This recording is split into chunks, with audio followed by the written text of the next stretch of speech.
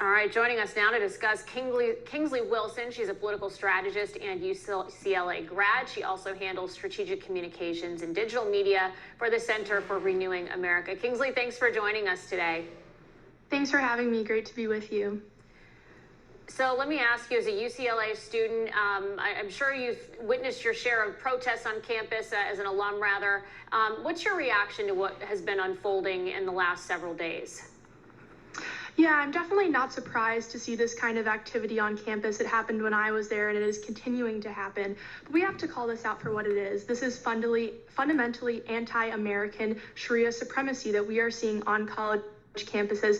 And it's not just anti-Semitism that we're seeing, it's also anti-white hatred, anti-colonialism, anti-Western values is what we're seeing unfold. And it is behavior being led by Marxists on college campuses against their liberal allies. And that's the key point here, against their liberal allies. This is infighting. And we need to, as conservatives, take a step back. When the enemy is bickering and fighting amongst themselves, don't interfere, right? We cannot solve the left's problems for them. Our opposition is cratering. And to see people like Speaker Mike Johnson, Governor Greg Abbott, and other conservatives in elective office go to college campuses to try to break this up, I think is really a misstep and the wrong move. We also have to remember there's a friend-enemy distinction here, right? When I was at UCLA and the height of the George Floyd riots and protests, no conservatives in Congress were, holding press conferences to support us. They weren't passing hate speech codes to protect our freedoms. So I think we need to realize as conservatives that this is left-on-left violence, and let's just stay out of it and let it happen, because it is hurting Joe Biden's re-election chances.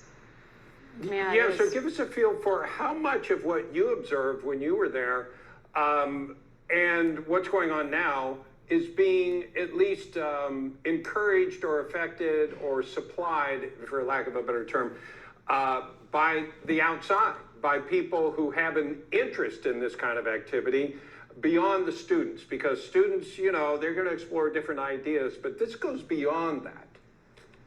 Absolutely. I think you're 100% correct. A lot of these individuals are, in fact, professional protesters. You've seen people on campuses get caught in interviews and they say they don't actually attend Columbia or they don't actually attend UCLA. A lot of people have similarly pointed out that the tents across the country at all of these campuses are the same. So these are being funded by left-wing groups, and these kids are being pushed and motivated and prodded to do that. And we need to stand against this. And again, it is the left-wing administrators and professors at these universities that have encouraged this. They have indoctrinated students to do this. So I don't personally feel very bad for, the administrators at UCLA, my former alma mater, who are having to deal with this. They were totally fine with the revolution until it came for them. And as conservatives, we just sit back and let this happen. And Kingsley, you brought up such a great point as you think about these college campuses, certainly not being very welcoming or friendly towards conservative voices. We've seen that a number of times in the past. Conservative speakers go for an event, and a lot of times they're met by violence or not even allowed to have their event at all, ultimately.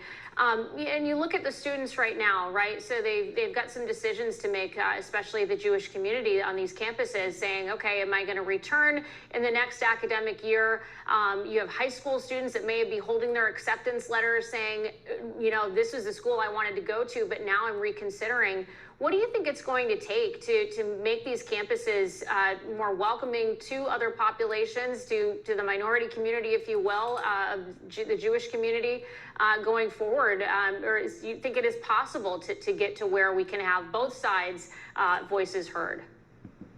I think it's absolutely possible if there is aggressive action to kind of undo a lot of the wokeness that we're seeing across these campuses. We need to make sure that we're seizing their endowments if they are not complying with the right for all people to express their opinion. We need to tax their endowments. There are a lot of things that we can do from a legislative and federal government standpoint to go after these universities who are pushing this kind of divisive Marxist ideology. And I think that if you're a conservative and you're a young person, maybe don't go to a school like UCLA, right? Don't give them your money. Go somewhere like Liberty University, where you know that your values will be uplifted and will, at the very least, the bare minimum, right, be heard. Because when I was at UCLA, I was a conservative Trump supporter, and I had sorority sisters tell me I was rebuilding the glass ceiling. I had professors tell me that what it means to be American is to exterminate the native. So the kind of, confrontation that you experience as a conservative student on these campuses is truly horrific, and it is something that we should be against. We should be for free speech,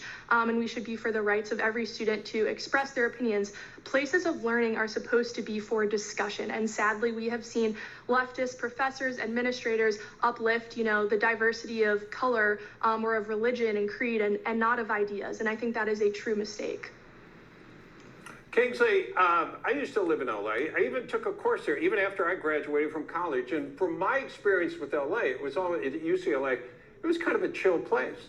You thought of demonstrations that would happen at Berkeley or UC Davis or somewhere like that.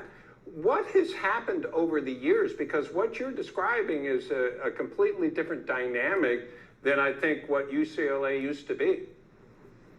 Yes, exactly. And it has been shocking how quickly I think things on campuses have fallen apart. And I think it is a large consequence of mass migration. We have imported in large numbers people into this country. California in particular has taken a ton of migrants. And these are people who don't share our values, they don't share our founding beliefs, and they're not tethered to our American Constitution, principles. They don't believe in our founding fathers. You see at students at campuses like UCLA, they talk about how they hate America's founding. You're taught in almost every class. I was a political science major. In almost every political science class at UCLA, you are taught that America's founding was racist. And that is a large reaction to the people that we have imported here that have come both legally and illegally to this country and try to undo the one culture and identity that we all share as Americans. So I think that going forward into 2024, that is a huge, obviously, focus of the Trump campaign is immigration and mass deportations, because we have people here who are Sharia supremacists, as I said. They are anti-American, they don't share our values, and a lot of them are going to have to go home. Yeah, indeed. And again, you look at the chance of death to America in places like Dearborn, Michigan, where you have a large Arab population, and in other cities, and now the Biden administration to look to bring in all these refugees from Gaza. You're so right about that. Kingsley Wilson, great to have you here today. Thanks for your time. Thanks so much. Great to join you.